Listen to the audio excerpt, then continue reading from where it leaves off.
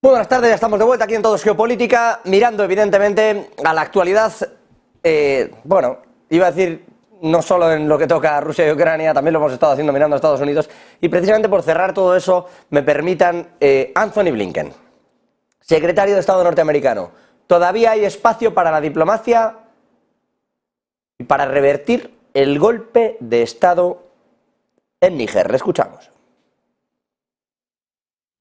I believe that there continues to be space for diplomacy in achieving that result. The pressure that's been exerted by many countries, including through ECOWAS, Bueno, lo tienen. Que todavía hay espacio, que se está haciendo mucha presión. O sea, dice, hay espacio para la diplomacia y luego dice, se está haciendo mucha presión por parte de muchos países. Para revertir el golpe de Estado en Níger. Bueno, la principal presión pareció llegar cuando Níger dijo, estamos viendo soldados franceses aquí, a lo mejor vienen precisamente a intentar volver a poner el gobierno previo, que recuerden está encarcelado tras la salida del anterior presidente, y que es verdad, a Francia es a quien más daño le hace porque le han dejado de exportar uranio y oro. Y Francia quiere el uranio para sus centrales nucleares, que a su vez le sirven el 70% de la energía al país galo. Buen conflicto tienen montado Anthony Blinken, bueno, metiendo un poquito la mano también en el asunto de Níger, aunque les va poco a los Estados Unidos. Opinión, ¿cómo cree que va a acabar este asunto? Creo que sigue Diego Pitarcha al otro lado, que además tenemos la suerte de contar con él y le estamos explotando. Diego, muy buenas tardes de nuevo. ¿Qué cree que pasa aquí? Porque es un sí pero no lo de Estados Unidos en Níger. ¿Cómo va a acabar este asunto? ¿Hay tiempo de verdad para que se vuelva a reponer el gobierno previo? Bueno, buenas tardes de nuevo, José. A ver, lo veo complicado por dos razones. Primero, porque Sahel realmente es un polvorín que realmente nadie quiere tocar, porque es que son países que no se andan con boberías. O sea, me ha hecho mucha gracia meter, como has dicho, José, antes, diplomacia y presión. O sea, a ver, está bien que dentro de la diplomacia haya un poco de presión, pero tal y como lo plantea siempre Estados Unidos, son siempre a veces palabras un poco mayores, ¿no? En este sentido, es difícilmente revertible. Lo primero, el gobierno, vamos a llamarle gobierno o desgobierno, no sé cómo llamarle ahora mismo porque está en ese periodo de transición, pero vamos, lo que es el gobierno militar golpista ahora mismo en Níger ya ha anunciado que va a juzgar a su anterior presidente por alta traición. Bueno, pues yo creo que ahí la diplomacia poco tiene que hacer, en el sentido de que yo ya estoy decidiendo cosas dentro de mi país que tú no eres quien para decirme a mí. Hay que tener en cuenta que efectivamente que Francia, bueno, y en términos generales la Unión Europea o los países que tienen más intereses, pues, Francia, Inglaterra, etcétera, en esa zona, sobre todo Francia, además como antigua colonia, obviamente, tiene pocos efectivos para poder ser fuerte en esa zona, y además estamos hablando que Rusia, y además apuntaba, al final esto es un batiburrillo, esto es como un gazpacho de todo, ¿no? Metes ahí a todo el mundo y todo el mundo queda contento, o no, en el sentido de que Rusia, evidentemente, pues es uno de los principales, vamos a no decir apoyadores, patrocinadores de este tipo de acciones en esa zona, a efectos de debilitar todavía más a los países europeos, ¿no? Entonces, ¿se revertirá? Yo apuesto a que no. Incluso yo, no sé, no quiero ser pájaro de mal agüero, pero puede que se extienda a alguna zona más, a un país más de la zona, y bueno, pues en función de cómo sean los resultados y de lo que el gobierno militar o si vamos a llamarle gobierno militar de alguna manera, por llamarlo de alguna manera, quiera apostar y quiera hacerlo bien en la zona, pues el resto le van a copiar, porque al final se ven muchas veces con ese apoyo, lo comentamos el otro día, que ese apoyo que le está dando Rusia y le está dando China, que efectivamente que siempre se han visto históricamente un poco abocados o atados a ese colonialismo anterior, ese pasado oscuro y tal, pues evidentemente están diciendo, mira, o sea, no vamos a estar aquí poniendo títeres que nos vengan de otros países, ¿no? O sea, si ponemos a alguien que sea nuestro y porque nosotros queremos, pero no porque estemos subyugados a un Francia, efectivamente, que necesita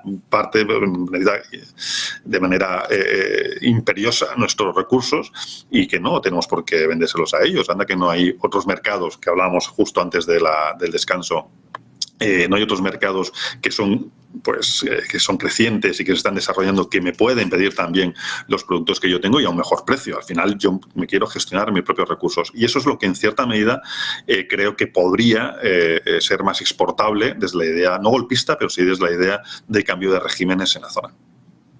Diego, dices, esto es como un gazpacho, está todo el mundo aquí metido. Yo no quiero nombrar a los que están metidos en África, porque ahora no pueden ser nombrados. Pero vamos, todos sabemos y hemos venido hablando mucho de este tipo de facciones.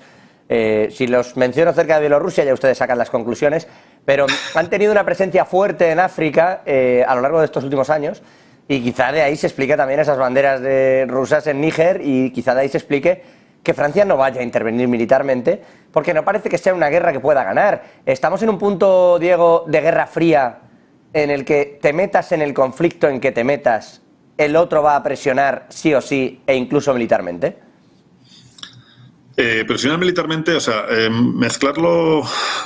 O sea, si hay una intervención militar, vamos a eliminar, si te parece bien, José, el término Guerra Fría, porque al final la Guerra Fría es yo te amenazo, tú me amenazas, pero no nos tocamos. Es decir, yo sé que tú estás ahí, yo sé que tú sabes que yo estoy aquí. Entonces, en ese sentido, es un poco la situación tal y como está puesta ahora. ¿Por qué? Porque efectivamente, como tú muy bien has comentado, José, en el momento que Francia se le escape un solo cartucho y vaya se monta tremenda, pero no por nada, sino porque efectivamente hay unos señores con nombre muy rimbombante, casi de ópera, ¿no? Así de ópera, pues que están ahí, que están presentes y que todo el mundo sabe que están. Entonces, y además que estos efectivamente no se andan con diplomacias, porque no tienen que andarse con diplomacias.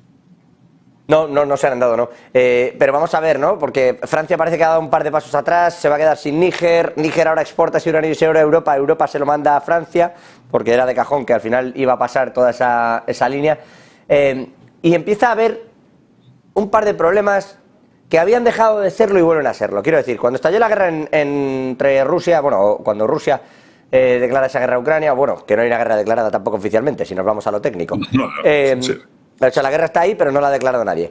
Pero decía, eso nos llevó a una subida en los precios energéticos muy importante y a unos precios de la alimentación que se dispararon. Sí.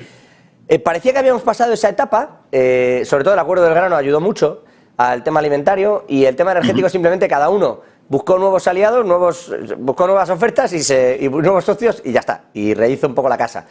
Pero hemos llegado a un punto en el que nuevamente tenemos problemas. La parte energética, porque el bloque, digamos, chino-ruso está empezando a ser grande y África se está revelando también como energéticamente problemático para Europa, y luego el grano ha decaído, Rusia se quiere quedar con todo el grano de Ucrania, es evidente por el tipo de ofensivas que está realizando, y nos vamos otra vez hacia una subida de precios importante, no solo en Europa, sino que va a repercutir a todo el mundo. Es decir, volvemos a estar en esa jugada en la que o tienes tu propio alimento y tu propia energía o te van a subir el precio. Es bastante probable que esto ocurra hacia finales de este segundo semestre. Esto va a invitar a recesiones, vamos a ver nuevos acuerdos. ¿Cómo está viendo usted este panorama? Bueno, realmente va a haber una reestructuración total de los acuerdos. A ver, esto está claro. Europa es un continente hiperdependiente del exterior a efectos alimenticios y energéticos. Eso, vamos, yo creo que la llevamos viendo ya en los últimos años, en los últimos tiempos, ¿no? Nos veíamos muy felices, como, oye, qué bien somos, qué diplomáticos somos, qué cariñosos somos, y nuestra economía es fantástica. Claro, en el momento que eso te cambia completamente el panorama. ¿Qué ocurre con estos países que son productores, pues, uranio, etcétera? ¿Sí? Se están dando cuenta de que la demanda ya no va a venir solamente de Europa, la demanda viene de esos países que comentábamos hace unos minutos, que son crecientes. O sea, estos países, al fin y al cabo, desarrollan también su industria, desarrollan también su economía, desarrollan también sus infraestructuras y desarrollan también su energía. Entonces, claro, están viendo que hay nuevos compradores. Claro, en el momento que tú eres el único comprador, tú puedes marcar los precios. En el momento que hay demanda y hay diferentes compradores y hay pocos oferentes, el precio ya lo puedes manejar de otra manera. ¿Nos hará crisis? Vamos, indiscutiblemente. ¿Tendremos que replantearnos acuerdos internacionales con otros bloques económicos? Absolutamente. E incluso bloques que nosotros, no voy a decir que por no sé qué palabra usar aquí, pero no voy a decir que por vehemencia o porque qué buenos somos y el resto qué malos son o qué tal, no, lo que es que nosotros ni mirábamos porque Europa siempre ha estado un poco como subidita, un poco éramos como los pijos del mundo, ¿no? No, yo no me junto con, no, tú tienes que juntar con todo el mundo, o sea, y países que antes ni les mirabas a la cara son ahora mismo tus mercados y son tus proveedores también. Entonces, todos esos cambios, vamos, los vemos a la vuelta de la esquina, pero a la vuelta de la esquina. Y además, el que llegue primero será el que realmente haga buenos acuerdos, porque luego vas a llegar a comprar al precio más caro. Entonces, ahora mismo, si encima tú estás hablando con tus proveedores actuales, aunque te corten un poquito el grifo, y encima no digo que les insultes, pero les amenazas o tal, evidentemente van a querer aquel que más cariñitos le haga. Y efectivamente estos países fíjate, has comentado antes un tema súper importante, China, etcétera, China, India, etcétera. Claro, ellos van a ser son países que China, por ejemplo, ahora mismo gran parte de su energía está basada en el carbón. Eso nadie se escandalizará por eso, porque es abierto, es al público, ¿no? Pero China también desarrolla sus centrales nucleares. No tiene tanta capacidad ni uranio para poder abastecer a esas centrales que abrirán en X tiempo. Ahora mismo se desconoce, nadie sabe exactamente cuál es su desarrollo y a qué nivel están, pero tontos no son. Saben que con menos producto, más económico, pueden conseguir más energía. Y entonces están desarrollando una tecnología nuclear muy potente. Los proveedores de uranio y demás les están mirando y diciendo, oye, quiéreme un poquito que yo soy tu proveedor, yo soy tu amigo. Y Europa, pues, o espabila y ya no queda voy a comprarlo barato. No, sobre todo queda la sensación de que, y sin que yo sea partidario de nada de esto, pero o lo negocias bien o lo tomas.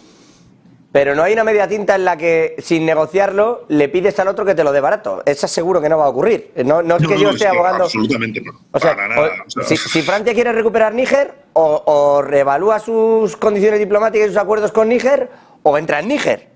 Pero la media tinta de no, Níger, vuelve tú a poner a... Eso no va a pasar. Vuelve a poner a quien has quitado, a Bozaum, y no va a pasar.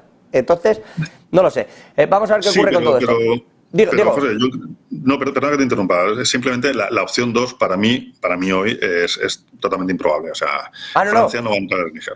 Sí, si no lo digo porque vaya a pasar, que no tiene ninguna pinta que vaya a pasar, sino que, o sea, no hay una vía, esa tercera vía que solía tomar Europa, que tenía mucho que ver con te voy dando poquitas cosas y soy un buen aliado y tengo unos valores morales y todo funciona, esa vía ha dejado de funcionar, es a lo que me refiero. Entonces tienes o la muy diplomática o la nada diplomática, pero esa que había en medio...